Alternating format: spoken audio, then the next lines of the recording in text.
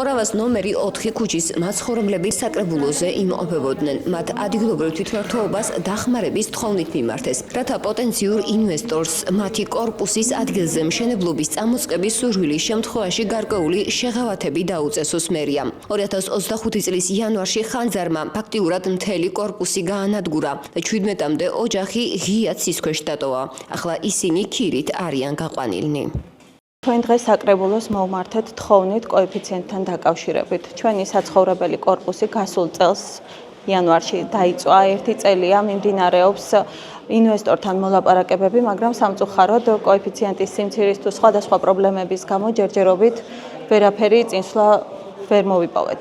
ამიტომ დღეს მოვმართეთ თხოვნით საკრებულოს, რომ გაითვალისწინოს ჩვენი გასაჭირი და კოეფიციენტის საკითხში დაგვეხმაროს. ჩვენ 26 იანვარს დავიწვით შაშან კორპუსის მესამე სართული მთლიანად განადგურდა. წყლის ჭაოლმა გაანადგურა როგორც მეორე ისე პირველი სართული. ბინაში ცხოვრება არ შეიძლება. სამხარეულის ცნობით ბინა არის ავარიული, საცხოვრებლად უვარგისი. ეკედან მოსახლეობამ მინიმალური რაღაც თუ გამოიტანა დამწვარი სახლიდან, მაგრამ მერიის ექსტერნი მოქმედებით რო იტყვიან, ყველანი გადაყვანილი ვიყავით ქირით. და ამ 1 წლის განმავლობაში მერია გვიხდის ქირას.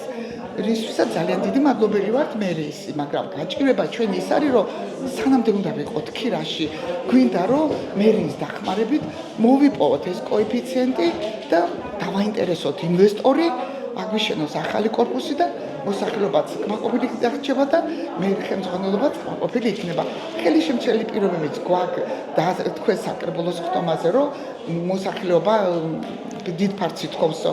თითქმის ზოგიერთ მოსახლეობასთან მოვაგვარეთ ეს საკითხი. არიან ის მოსახლეობა, მაგრამ იმათანაც მიმდინარეობს მოლაპარაკება.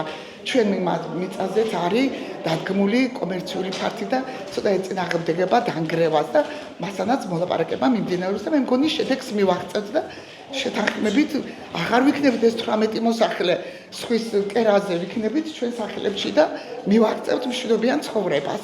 გაცემა მიუხედავად იმისა, რომ თქვენ პრობლემა გაქვთ, კიდევ ერთხელ მე მადლობაში ქუთაისის მერიას საგიტად ყვებდით და თქვენ 1 წლის განმავლობაში სახლის პრობლემა არ გქონიათ და უბრალოდ ეს არის რომ მიზიდველი კოეფიციენტი ყველასთვის ერთნაირად უნდა იყოს ქალაქის სამწუხაროდ ბიჭის თუ ინვესტორი არის და მას ჭირდება რაღაც, ეს კანონით უნდა იყოს განსაზღვრული და თუ თხოვთ აღმასრულებელი ხელისუფლებიდან ბატონი დავით ერმეშვილი აქცენტს ასწავლებს. სპეც კანონის სახით დინარიდან მოსახლეობის თითქმის 1 წელია ერის სარეზერვო ფონდიდან იხარჯება მათი საცხოვრებელი ბუნების ქირა, გადავწყვეტეთ რომ დავასრულებთ დათმობაზე, შევცვალეთ კოეფიციენტი, განსხვავებული კოეფიციენტი მივიწით, მაგრამ სამწუხაროდ სხვა მეტი არასწორული კოეფიციენტი ერთადერთი რაც შეგვიძლია თუ კი კონკრეტულად დაინტერესებული არის მშენებლები მოვიდეს და კონსულტაციებს გავუწევთ.